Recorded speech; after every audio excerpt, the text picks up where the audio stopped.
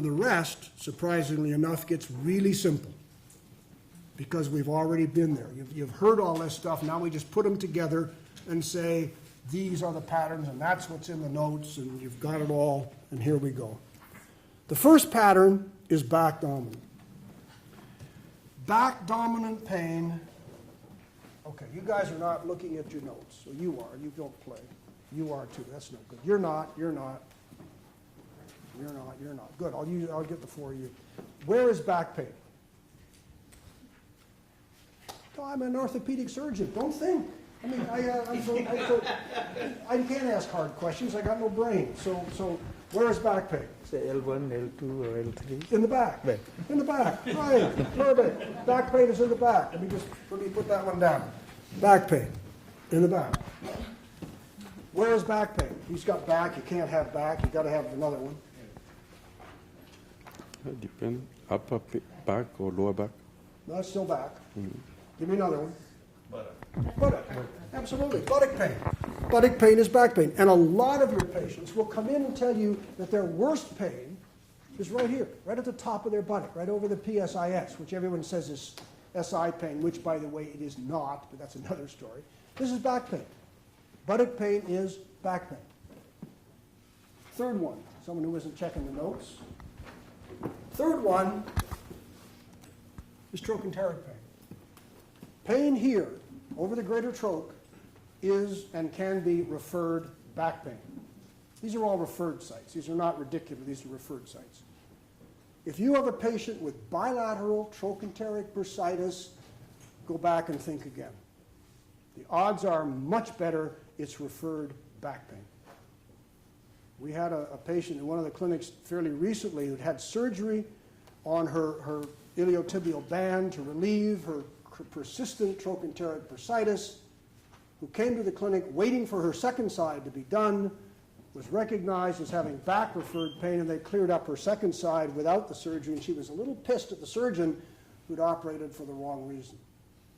Trochanteric bursitis raises another question, by the way, little fact that you should store.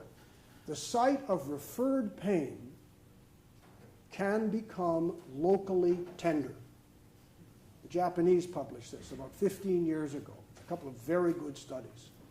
That if I have referred pain to the trochanter and I poke on it, it can be tender, and that does not put the pathology here. You know that. You see the trigger points. You palpate along the trapezius ridge in the neck, and there's all these tender spots, and they're referred neck pain. So the fact that you find local tenderness doesn't mean a thing. You squeeze the calf and someone with referred leg pain, and it's tender. Wallet sciatica, wonderful. Is nothing but pressure on a referred buttock-dominant back pain. Has nothing to do with a sciatic nerve at all. So local tenderness doesn't help much. The location helps. And the final one is groin pain.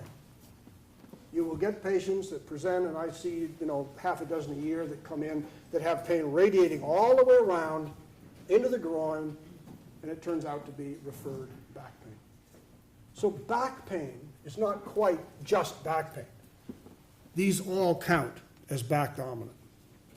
The first pattern is worse with flexion. It's the only pattern that can be constant or intermittent.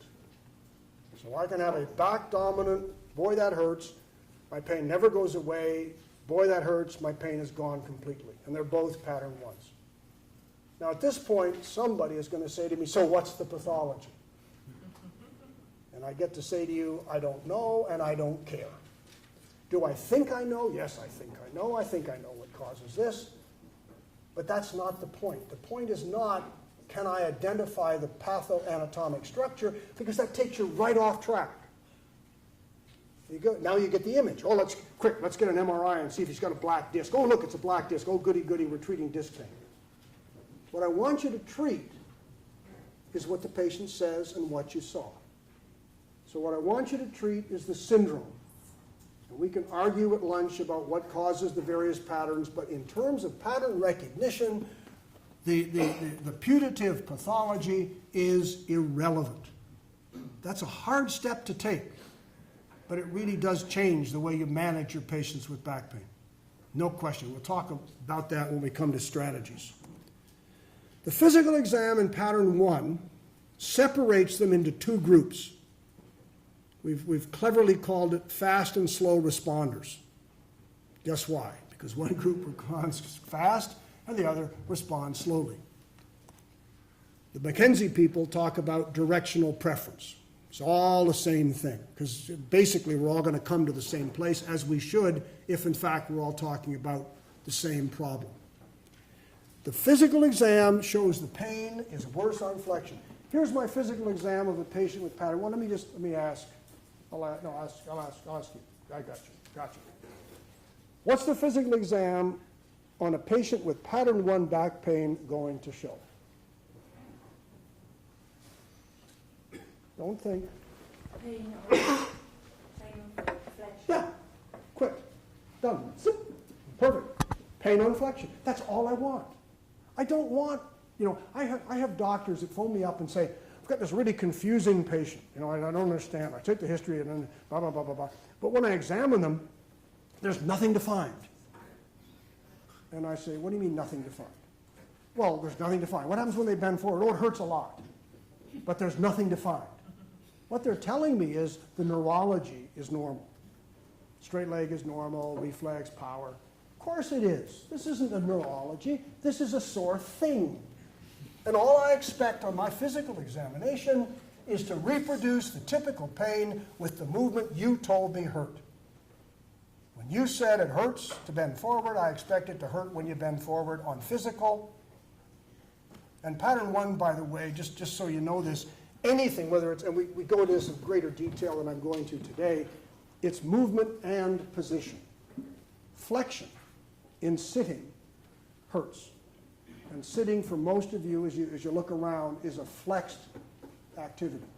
Pattern 1s hate to sit. Classic pattern 1 story. Hurts to bend out, I can't pick up the baby, and I can't sit for more than 10 or 20 minutes. My back is killing me. It's an absolute, you hear the story and you know what they've got before you do anything else. We're going to show this when we come to do the physical stuff, and we'll get up on the table and show it to you. The patient with pattern 1 who hurts to bend forward, and they must, because all pattern 1s hurt to flex, is better with unloaded extension. In other words, when you passively arch your back, it feels better. That specific movement segregates them into a fast responding group. It's very specific. We've just done some more research on this, and I think what we're finding is that people were being sloppy on whether they call people fast or slow, and a lot of people got labeled as slow and going to take a long time because they didn't do the test right. So we'll show you how. But essentially, pain on flexion makes you run better with unloaded extension, makes you a 1 fast. The other group is worse no matter what you do. They hurt to flex, they hurt to extend, they're slow. They're no directional preference. This hurts, that hurts. They're tough to treat. We'll talk about management strategy. They're hard patients. And interestingly, they often have more pain on extension than they do on flexion, which gets everybody messed up. I don't understand how you can be a pattern 1 because it hurts to flex. Well, not a lot, but some. Okay, you're a 1. This, oh, that really hurts. Okay, you're a 1 slow. Does that make sense? It's not difficult, but you've got to be absolutely concise. And if you're not, if you get sloppy, you lose it. The neurology in any pattern 1 is negative. You can't have positive pinched nerves if there ain't no nerves being pinched. So pattern 1 is back dominant, maybe with leg referral, maybe leg referral to the foot, but it's worse with flexion, plus minus extension, fast or slow.